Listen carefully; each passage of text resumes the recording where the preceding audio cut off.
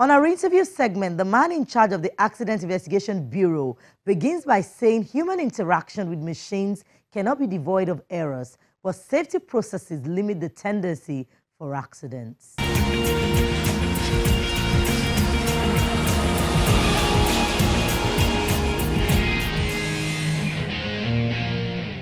Accidents, incidents will happen. It's normal, unfortunately. As long as you have human beings operating these machines, there are bound to be errors. And the whole essence of what we do is to prevent. I'll give you an example. Like the Dana crash, the first Dana crash, that's how everybody died, 2012. There are safety recommendations targeted at Dana itself as an airline, on training of crew, CRM, crew resource management. There is one that targeted at Boeing, the aircraft manufacturer. The FAA released a bulletin that all operators of this aircraft should do XYZ. Is to prevent future occurrence. That comes from safety recommendation. Say training, you must train up to this category. They must go through these checks before you release them. So safety recommendations are very, very critical to air safety because it's for the flying public. This is the whole essence of what we do here. Because the way we do our accident investigation, we make sure we carry all the stakeholders along to ensure our safety recommendations are real, not just safety recommendation for safety recommendation's sake. And we discussed this. Like the recent Dana crash, we invited 2 of their members to be part of the download to see, to hear themselves what transpired between their pilot and the controller. So we make sure we make everybody that is necessary be part of our investigation. So by the time we issue the safety recommendations, yes, we don't have power to enforce. You too, you want to be safe.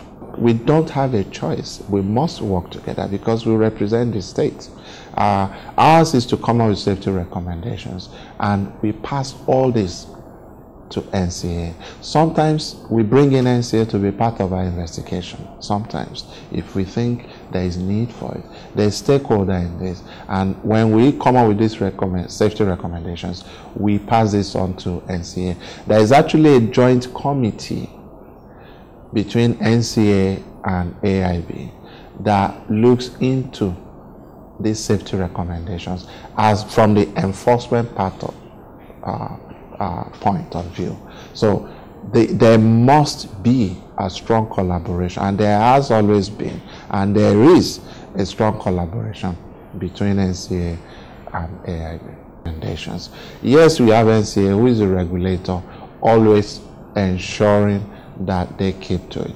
Because sometimes you can have a safety recommendation that says, make sure there is your checkman pilot goes through recertification maybe every 2 years. But some airline may say, okay, there may be an issue, okay, my check pilot this time maybe once in 3 years. Yeah, they may have complied initially, but over time they may sleep. That is why NCA needs to be constantly on it. This is why we cannot say these safety recommendations are okay, we've complied, and then everybody goes to sleep. It is a constant, we have to be doing a constant review. Next is a report on the fire simulator inspection in the United Kingdom as the federal government seeks to equip the Nigerian College of Aviation Technology for firemen training.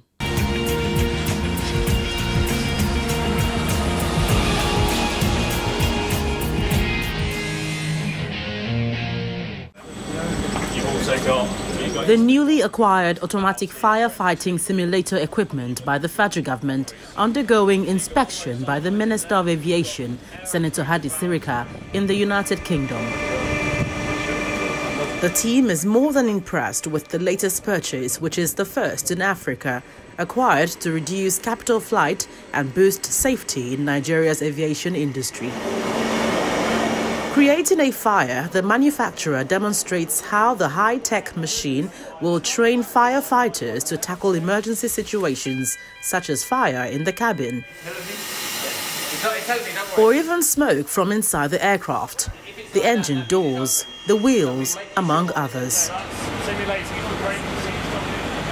The simulator creates over 44 real-life fire scenarios, both internal and external, aviation firefighters are likely to face on a day-to-day basis. I applied and got the approval of President Buhari to procure this firefighting simulator. And he graciously approved. It's costing the nation about 5 billion naira. And we started it. Now it's completed right here.